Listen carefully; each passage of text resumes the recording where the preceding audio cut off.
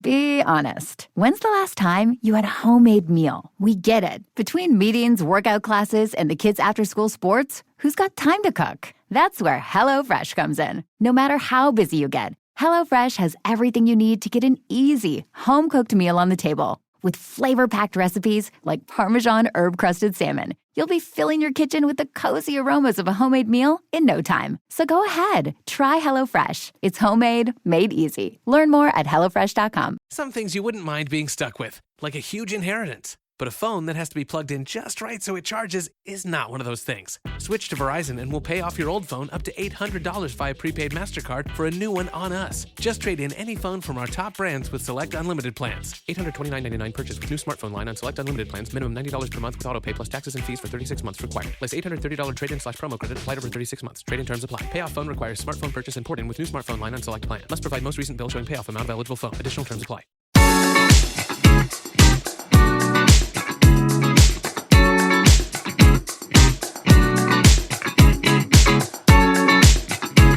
Welcome back to Mama Mystery. I'm your host, Kelly. Today's episode is going to be a Mama Minute where I just chat about everything that has nothing to do with true crime. So, one of the things I've been thinking about a lot this summer is how I can deliver more content to our listeners, but especially to our Patreons, because I feel like I am just really lacking when it comes to our Patreon content.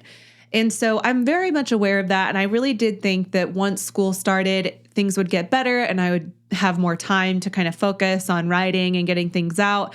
But then I thought too, I spend so much time in the pickup line at my kids' school that maybe what I'll try to do is record Mama Minutes from my car while I'm sitting there waiting, and it can just be like chit chat type of content if you guys are into that kind of thing. But anyway, I tried to do that today with a cheap little microphone that I found on Amazon, and it sounded like complete dog shit. So then I was like, okay, well, I'll just go home and record what I was going to say in my car. My hope is that by next week, I will hopefully have a better mic that I actually can just record things from my car. I don't know about you guys, but I do enjoy podcasts that are just kind of like conversational chit chat type of podcasts. I listen to Just Be with Bethany Frankel. I love her. People love her, hate her, but she's a powerhouse when it comes to social media and content and all of that. The whole realm of like reality. I don't want to say TV because she's not in reality TV anymore, but now she's like this producer of content and she does it all direct to the consumer. So there's no editing. I just really like that about her. It's all very real. Anyway, I also like this podcast called Parked Car Convos with Maddie Mitchell, and I feel like she does a really good job. And she has kind of inspired me to take the podcast that I currently have the next step further by having these type of conversational episodes. So all of that is to say that today I want to talk about a few things. The first thing I want to talk about is something that I think a lot of you will be able to relate to, which is the pickup line. So if you are a mother or a parent and you are responsible for picking up your kid or dropping them off at school, then you have undoubtedly come into the nightmare that is the pickup and drop off line at your school, because no system really is perfect. I know there are some that really do have it all together, but at one point, you had to get that efficiency going, right? At one point it had to be bad before it got good. And I feel like we're now with my kids at school in that realm where we are still trying to figure it out. And right now it's just a mess. So in the past, what we've done is allowed parents to park their cars and walk up to the school to drop off their kid or pick up their kid. And they would just let all the kids come out. And of course there were teachers and administrators outside kind of managing the chaos, but like everyone kind of knew what their role was. If you were expecting to see your parent, usually they were at the same spot every day. And I don't know, I thought it was pretty efficient. The way that it always worked in the past seemed efficient to me. I never did park and walk up unless I showed up late. I had a really flexible schedule. So I've always just been able to park in the pickup line at a pretty early time and just sit there and wait until school got out. And then the kids, as soon as they came out, they would see my car and just hop in and off we'd go. But, if there was a day where I got there kind of later and I didn't want to sit in the line and have the kids wait outside, then I would just park my car and walk up. I liked having that option. And then, of course, you have the bus riders and they all know their role as well. So I always thought it worked pretty efficiently. Well, about a week before school started, we got an email saying they were going to do away with the option to park your car and walk up to the school. Well, the second I saw that email, I was just like, oh boy, this is not going to go over well, because a lot of people don't function well with change, which I can respect that. But also you have so many parents who are trying to just get their kid, and it's kind of like a free-for-all. Everyone kind of disregards anyone else. They are just there for their one job, which is to pick up their kid, which kind of just creates a little bit of confusion and chaos typically. So the first day, that's exactly what happened. The line to pick up your child was so long. It went out onto the main road in front of the kids' school and blocked both lanes of traffic because people were coming from both sides to pick up their kids. And so it just created this long line that literally sat there for an hour. People were sitting in this line for an hour. They couldn't get out. They couldn't turn around. A lot of these people didn't even have kids to pick up at the school. They were just trying to drive and they got stuck in this traffic. So it was just chaos. There were buses that weren't able to get into the parking lot. And so some kids didn't even get home on the bus until about 5 o'clock in the evening. And then there were parents who sat in the line for over an hour because it just never moved. There was confusion on how to get the kids to the appropriate vehicle. It was just, you guys, it was a nightmare. So the next day, drop off was not too bad. I mean, I feel like drop off is typically a lot smoother than pickup. However, with just like the number of cars, the sheer volume of cars that were there to pick up or drop off was just more than usual. I think more people are choosing the option to drop off and pick up than there are people who ever rode the bus, which I'll touch on that in a minute. But the third day when I had to drop the kids off, we were so far behind in the line. Now listen, the school opens its doors at 8:25 and then school starts at 8:45. So I was in line at 8:27, way far back on an adjacent road that wasn't even the road in front of the school. So by the time I finally did pull up to the sidewalk that like walks up to the school, I was like, you guys just get out and walk on the sidewalk up to the school because otherwise you're not going to get there on time. So I let them get out and just walk up. I mean, honestly, it was like the safest thing. And yet they got in trouble for that and were told they can't do that. That's not an option. We're not allowed to do that. Okay, so now we can't even use the sidewalks. Like, I don't understand why we're making this so difficult. I feel like I should be able to just drop the kids off at least at the safest point and let them walk up. There's a sidewalk. They're not walking through the grass. So I don't know. It's just been kind of crazy. I'm okay with the fact that I don't understand the why. I just need it to work itself out. And I'm hopeful that it will. But until then, it's just kind of been a mess. And so anyway, all of this is to say that in the future, I will be probably spending a lot of time in this pickup line. And so that is where I intend on recording some of these episodes where we just talk about current events or just things that are going on in our lives. So that brings me to our next topic, which is TV. Okay, so I watch some trashy TV. I get made fun of for it. My daughter even says that I watch the Karen show, which is The Real Housewives. So I do watch The Real Housewives of Orange County. And I used to watch The Real Housewives of New York. Now, I know that The Real Housewives of New York came out with a new season that has a completely new cast. And apparently there's been some drama with it because one of the girls dropped out like mid-season. So then they had to go back and edit the episodes that she was in and edit her out of those episodes. I don't know. I haven't watched it. I don't know if I will. I guess if any of you watch it and you think that I should and that it would be interesting, then, let me know and maybe I'll give it a shot. But I just miss the seasons like season 2 and 3 with Bethany Frankel and Kelly Ben-Simone and Alex McCord. I miss those seasons because they were just so unhinged. Ramona was so unhinged. Luann, so unhinged. I mean, that was like good TV because you could tell that they were just like being themselves and they were so inappropriate and they weren't doing it in a way to get ratings, which is what I feel like Real Housewives of Orange County does now. So I'm watching Real Housewives of Orange County, the newest season. They brought Tamra back. They have a new girl. They have Gina and Emily and Shannon and Heather Dubrow. I love Heather Dubrow. I'm a big Heather Dubrow fan. I don't really care for like any of the others. I do like Emily because I feel like she's real and she's not afraid of confrontation. And this last episode, I don't know if you have seen it yet, but there was a part where she's having this FaceTime call with Shannon Beador, who is just so toxic. She is an energy vampire, but she's having this FaceTime call and she's trying to get off of it and she can't figure out how to work her iPhone. And I just feel like I've grown with this season because now I'm at this point in my life as I guess I'm technically, I don't know if I'm like a millennial. I think I'm a millennial. I don't really know.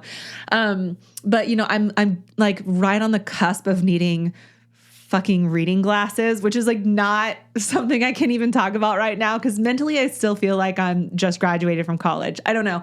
I have a hard time accepting that I am now one of the people that has trouble with technology or seeing things up close. Like I just can't. Don't tell me that. So I love Emily for the fact that she is just like unapologetic and herself. Shannon, I feel like, is a complete energy vampire. Watching her this season talk to everyone about talking about her relationship with John, despite her talking about everyone else's relationship, I'm just like, do you girls ever watch these episodes back? Like, I have to wonder, do you see yourself on TV? Because I have imagined, like, if I was on a reality show like Real Housewives, I would rewatch and I would really, really watch myself and be like, what can I improve on? Like, what do I need to change? Because I think that would give me an eye-opening look into just who I am as a person. Would I watch it and think, yes, I was totally right in that situation? Or would I watch it and have a different perspective from the outside looking in and think, wow, I really was a villain, or wow, I really could have done better at this or that or whatever. Maybe some people aren't very self-aware and like wouldn't you view it that way. Like maybe that's not how Shannon Beador watches herself back. If she does, I don't know. But I feel like everyone has a Shannon in their life. Everyone has a Shannon that they have dealt with or are dealing with that is just a complete energy vampire who was always bitching and moaning about something. And is just kind of like, ugh, I don't want to deal with this. I don't have the energy. I don't have the bandwidth to deal with you right now. I feel like if I were on the show, that's who I would be in that situation. It's just one of those people that's like, girl, you are too much for me. I can't. I need to just distance myself. And I feel like that's exactly what everyone on the cast is doing this season with Shannon specifically. But I also feel like the rest of the cast is just really kind of acting out of pocket just in the hopes of good ratings. So like when they're at Nobu and Tamra throws a napkin in the new girl's face, I feel like nobody would really act like that. Like who at Nobu, this like established restaurant in Orange County or like even in LA, like who's acting like this in public with their group of friends? I have a hard time believing that they're not influenced by the fact that there are cameras present and there's a contract on the line. That's why I liked Real Housewives of New York, like the early seasons, because I felt like they put their Balenciaga outfits and everything, like the glam squad and all of that stuff aside, and they just really did talk about like the real shit. I don't know, maybe I'm wrong. Maybe you guys would disagree and I'd love to hear it. But I don't know. That's what I loved about Real Housewives of New York. I feel like OC is just, I don't know. I'm still watching it because I just feel like I'm loyal in that way and I can't not watch it now. But I still feel like this season has been a snooze fest.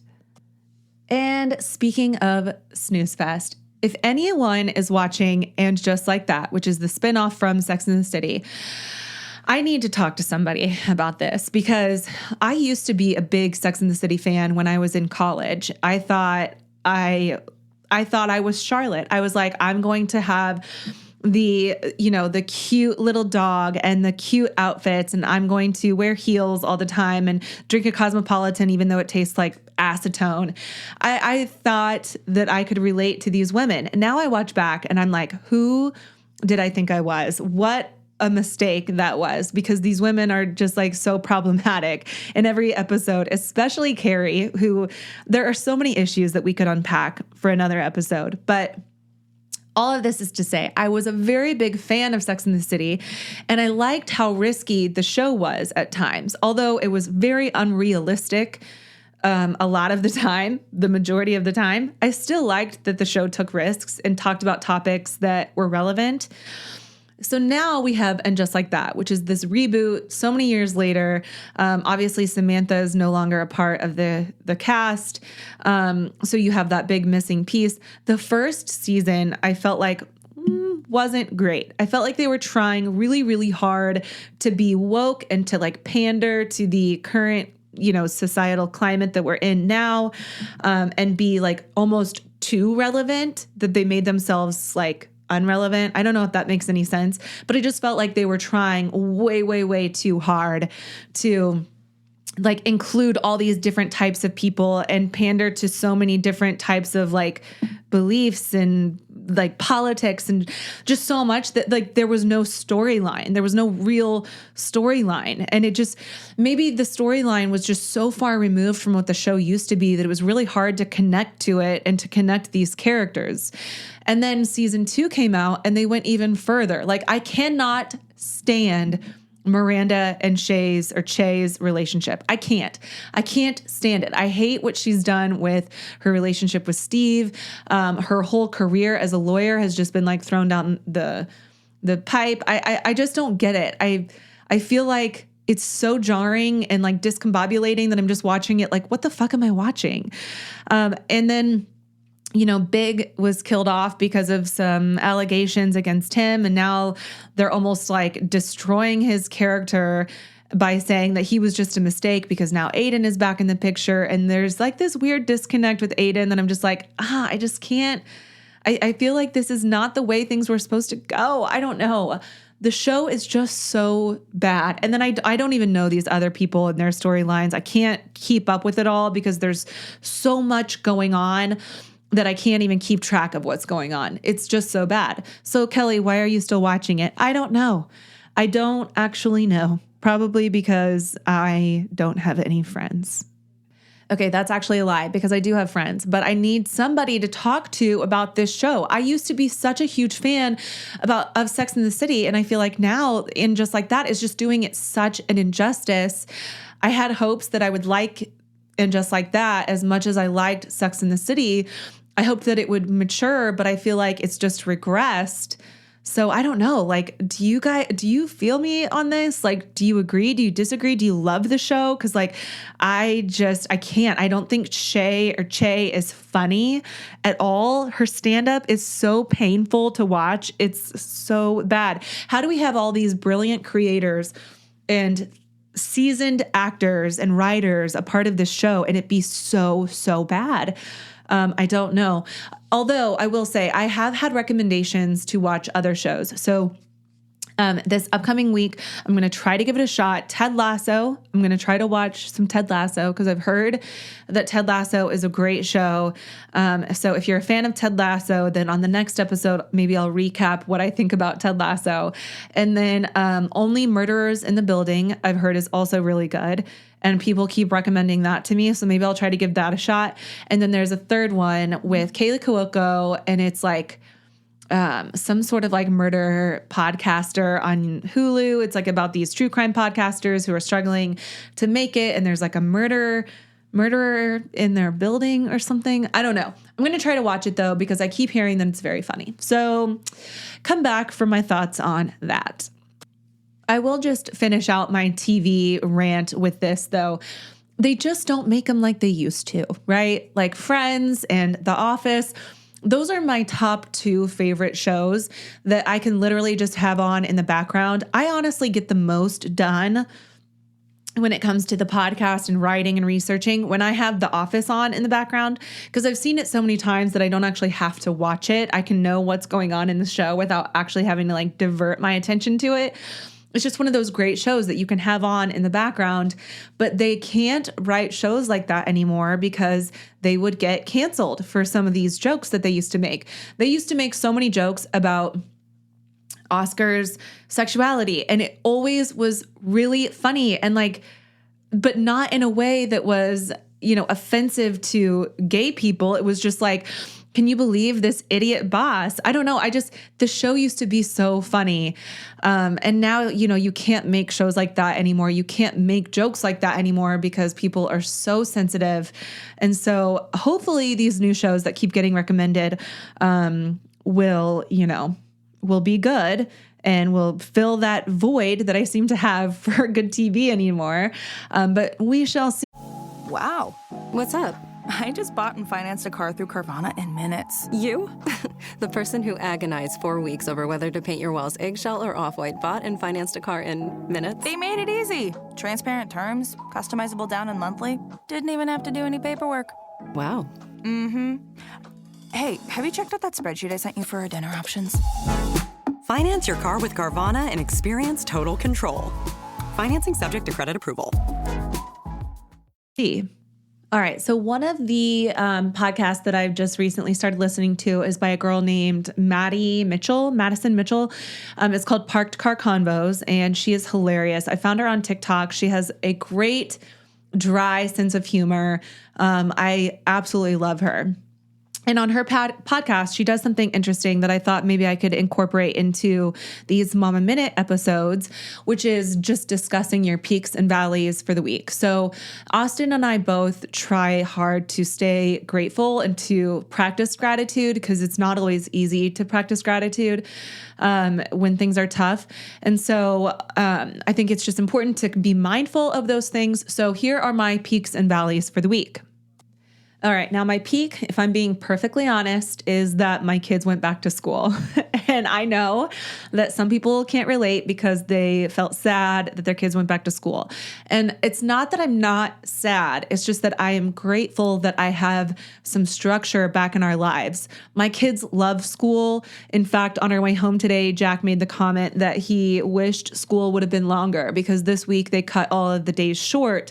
We live in the Midwest, and so it has been extremely freaking hot. We've had this heat wave where temps have breached 100, sometimes even feeling like over 110 degrees.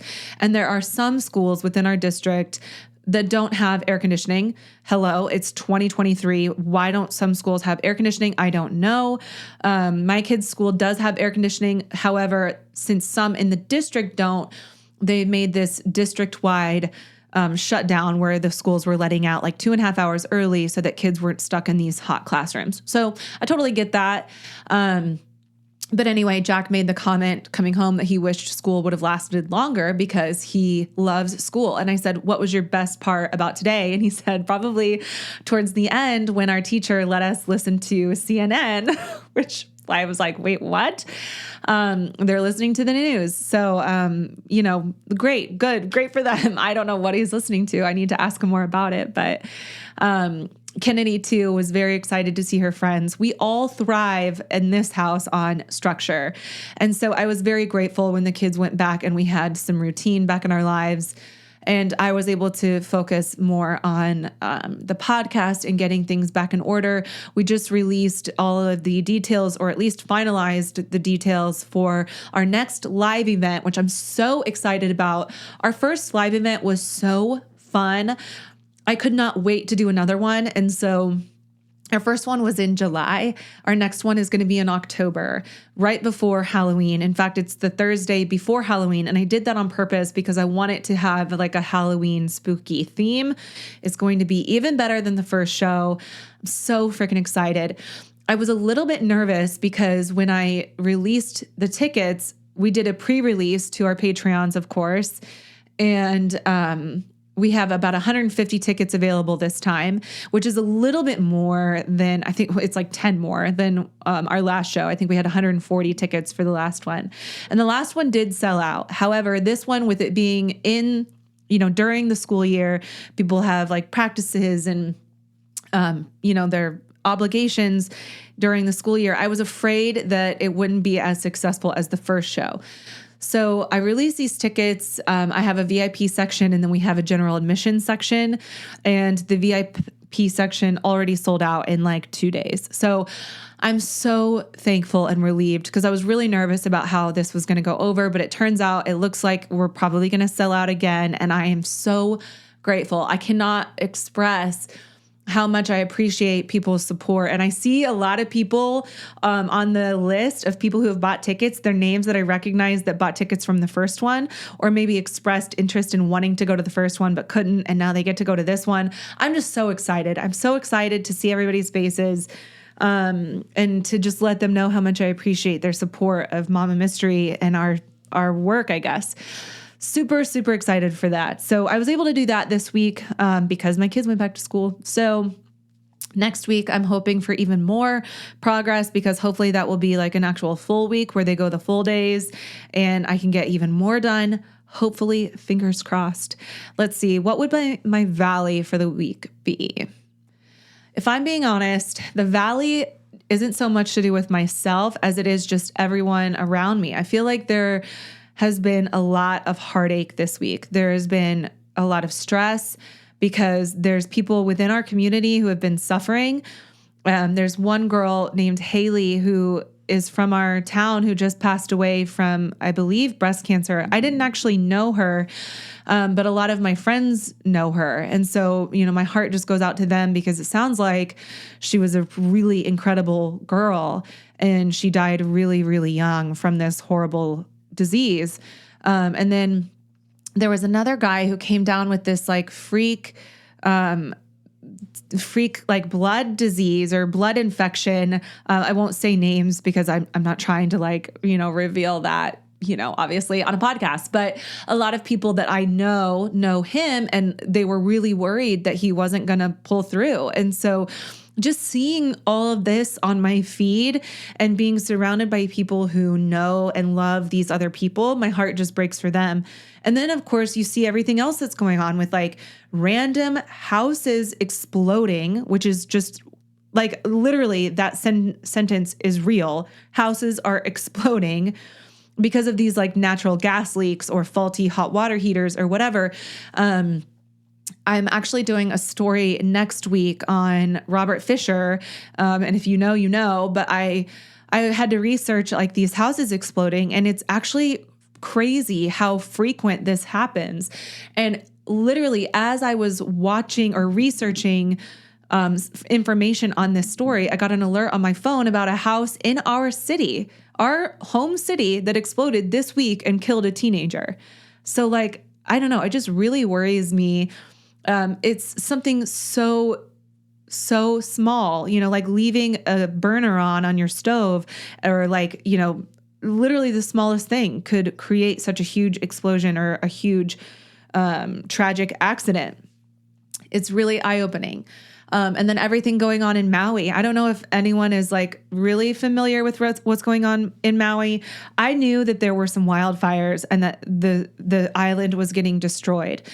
But I guess I didn't realize just the depth of it and how serious the situation got for a lot of people who were literally stranded in their homes. And I read some really disturbing information about kids who were released early from school because of the fires, who were then trapped in their homes because the fire surrounded their home, and these kids perished in their home alone because they had nowhere to go because they were trapped in their homes. And then same for cars, like people were blocking off roadways, and so people couldn't leave and escape the fires, and so they literally perished in their car because they had nowhere to go. I mean, I cannot fathom the terror that these people were feeling. And so when you think about that, and you think about not just the fact that like homes and everything were destroyed, but like people suffered in these fires in like astronomical amounts. I mean, they had not very much warning to get out, and then they just succumbed to these fires. It's absolutely heartbreaking. If you don't know a lot about it, I would implore you to learn more, but just know that it's like freaking gut-wrenching and heartbreaking. And then you have these reports of our president, and I never get political on here, okay? But you have these reports of our president going down there and talking about him and his experience with a fire in the past and how he like almost lost his cat or something. And I'm just like, are you really going to be that person right now who kind of like undermines everyone else's pain and trauma to talk about your own? Are you going to be the one-upper who derails the conversation to be about yourself, and you think you're being relatable, but you're actually being really offensive? Like, say what you want. If you voted for him or not, can we just agree that that's really inappropriate in a time like this when people are suffering and an island is suffering, for you to make it about yourself and something you went through in an attempt to relate? You can't possibly relate to what these people are going through and have been through. You can't. So don't even try. Just don't even try. It's not appropriate. And let this just be a lesson that if you are being told a story about other people's pain, maybe we don't try to make it about ourselves in that moment. You know, maybe we don't look a cancer victim in the eye and talk about that one time we broke our toe in 5th grade. Like, let's just not make it about ourselves and let this be a lesson to those people to just listen to people and be there for them in that moment when they need it. Just listen. That's all you have to do. Sometimes the best support you can give somebody is just being present in their time of need. And a lot of times there's nothing you could say or do to make a situation better for someone else except just be present for them. So I don't know, maybe that's just my 2 cents. Take with that what you will. So the last thing I want to talk about are some trips that we just took and then trips we're about to take. So we just got back from Branson. And if you're not familiar with the Midwest, Branson is like a city in Missouri that is kind of like a Vegas for families. That's like the best way that I can kind of describe it. I had never been to Branson. This was my first time ever being to Branson. So we took the kids to Big Cedar Lodge, which is this resort down there. It's on Table Rock Lake. Big Cedar is absolutely gorgeous, and there is not a single detail that Johnny Morris left undone. So Johnny Morris is the CEO, founder of Bass Pro Shops, and he is the one that like created this Big Cedar Lodge resort. And it really is so cool and so magical. We did bring our infant baby. I guess he's not an infant. He's a toddler. He's like 20 months old. So whatever. He is a baby in my eyes. We did bring him with us. I do have some regrets about that. One, because the timing was just so poor. Like, he ended up getting croup the day before we left for Branson, which croup is just the most god-awful, like, virus that these kids get. And it's like a treatable thing, but it sounds awful. And like your heart just breaks for them because their cough sounds so painful. It's like a barking cough. And I felt terrible for him. I was so worried that he wasn't going to be well enough to go on this trip, but I took him to urgent care the day before we were supposed to leave. He got a steroid shot in his butt and then a breathing treatment, but the whole trip he was just kind of miserable, which kind of just made everyone else miserable. So I guess maybe it was more so just the timing of bringing him with us. Ideally, I probably should have left him at home with a family member, but and maybe we could have done a few more things, but it all worked out in the end. We got to do some really fun things. We went to Fun Mountain, which is at Big Cedar, and Fun Mountain has like this incredible bowling alley. And this is like not sponsored by Big Cedar, by the way. But hey, Big Cedar, sponsor me. Anyway, this is not like a paid advertisement for Big Cedar, but it truly was like one of the coolest family places we've ever been. And we've been to Clearwater. We've been to Lake of the Ozarks, which is not an ideal trip for us. Anyway, Big Cedar was definitely, it ranks pretty high.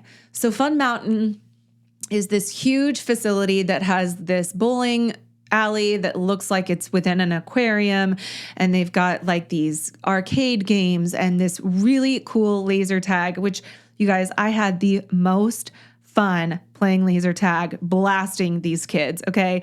I took all of my frustrations from the summer, all this pent up anxiety and angst that I had and stress. I just went ham on some of these kids. And I was like, I'm not taking it easy on anybody. I am not above beating all these kids in this game. And that's exactly what I did. And there were other adults in there too. I did not go easy on them either. You guys, I had the absolute most fun. I was sweating. I had no regard for anyone else, and I had so much fun. And my kids actually did have so much fun. We teamed up against other families that were there, and I was like, you guys, we have to be very tactical about this. Like, we have this area. We're going to go guard this area. You guard that ramp. You guard that ramp. I'm going to guard the balcony up above, and nobody gets to come up here. This is our territory. We took it very, very seriously, okay? Because we are a family of winners. But anyway, it was actually so fun. They had so many things to do there that we didn't even get to do everything. They have like pontoon boats that you can rent, which was came very highly recommended to rent a pontoon boat. We didn't end up doing that because we didn't have a lot of time, but we did do the laser tag more than once. We did the bowling, which was so fun. We spent time at Top of the Rock, which is absolutely stunning.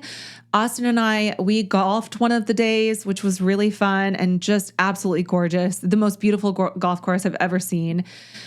What else did we do? We ate great food. They have some great restaurants up there. And then we went to the Titanic exhibit because Jack has this fascination with the Titanic. So we absolutely had to go there. And that is where I discovered the strip that's on Branson. And the strip that's what made me think that Branson is kind of like a family Vegas, because there's so many things. They have this huge aquarium. They have this building that looks like it's upside down, with like trees and everything, and the pillars, everything looks like it's upside down. They have go-kart tracks that have like, levels to it. Like you can go up these spirals, like it's freaking crazy. Anyway, next time I think we're going to have to plan for more time. We're definitely going to go back, but that was super fun.